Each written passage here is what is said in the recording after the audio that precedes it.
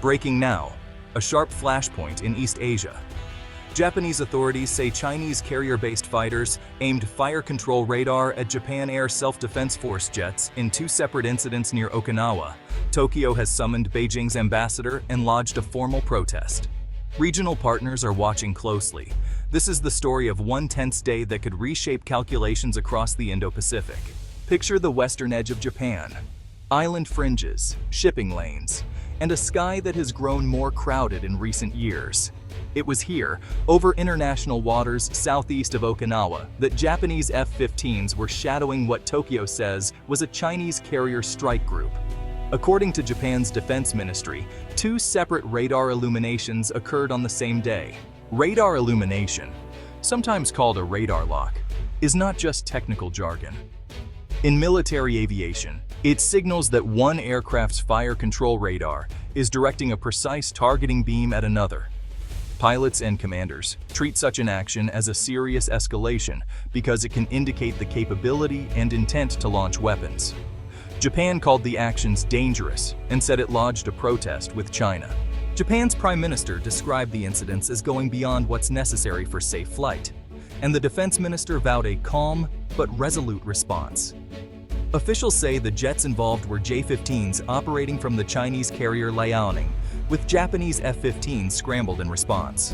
Beijing's reply was swift and, well, categorical.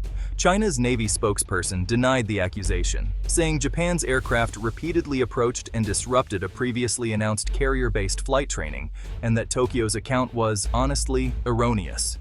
Beijing urged Japan to stop what it called slander and protect the safety of the drills. The ministry framed the operation as routine and warned against escalating rhetoric. Geography matters. The Miyako Strait and the waters around Okinawa sit between Taiwan and Japan, a strategically sensitive corridor. Taiwan lies barely 110 kilometers from parts of Japan's southwestern islands. For Tokyo, any incident in these lanes raises immediate security and political alarm. The timing is crucial.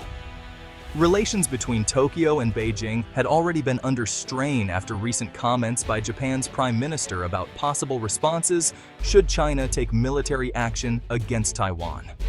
Beijing has responded in ways both diplomatic, like travel advisories and trade measures, and military, increasing patrols and exercises in the region. This is not just a bilateral quarrel. Australia's defense minister, visiting Tokyo at the time, said he was deeply concerned by the actions attributed to China and emphasized the need for safe, professional interactions in shared airspace. Regional partners are signaling that stability in the Indo-Pacific matters to more than just the protagonists. So what actually happened in the sky? We'll walk through the events, the risks, and what comes next. When a radar locks onto an aircraft, it gives the operator continuous tracking data. For the targeted pilot, it's a red flag. Standard procedure calls for immediate caution, potential evasive maneuvers, and reporting back to command. A single lock can be a signal of intent. Repeated or extended locks are what make officials call an incident dangerous.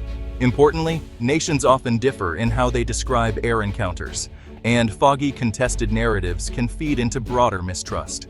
Military analysts tell us that carrier strike groups conducting intensive flight operations can generate complex encounters, especially where training corridors intersect with other nations' surveillance flights. In this case, Japan says the Liaoning formation conducted around 100 carrier-based air operations in the area, a tempo that raises the odds of potentially dangerous interactions. Beijing counters that its training area was publicly announced. The diplomatic ripples followed swiftly. Tokyo summoned China's ambassador and lodged a formal protest. Beijing lodged its own representations, calling Japan's claims exaggerated. Such exchanges are standard practice, but they really underscore mutual distrust. Each side is mindful not to let tactical incidents become strategic crises, yet the line between them can be wafer thin. The United States, while not commenting at the moment in the official public sphere, remains a key factor. The United States has extensive forces based in Okinawa and a strategic interest in keeping regional waterways open and risk levels low. For Tokyo, the intersection of national defense and alliance relationships is now front and center. Allies' reactions, such as Australia's public concern, show the potential for a localized incident to attract broader diplomatic attention. What are the immediate risks and likely next steps? First, miscalculation. Pilots operating at high tempo can misread intentions. Second, domestic politics. Leaders under pressure can respond with tougher rhetoric that makes compromise harder. Third, normalization. If dangerous incidents become routine, the baseline risk for accidental clashes rises. Each factor makes confidence-building measures and clear communication more urgent. De-escalation typically requires three things: transparent information sharing to reduce ambiguity, diplomatic channels for urgent clarifications, and agreed-upon norms or codes of conduct for encounters at sea and in the air. In the absence of trust, these measures become harder, but more necessary. For Tokyo, and for capitals across the region, the message is one of cautious vigilance.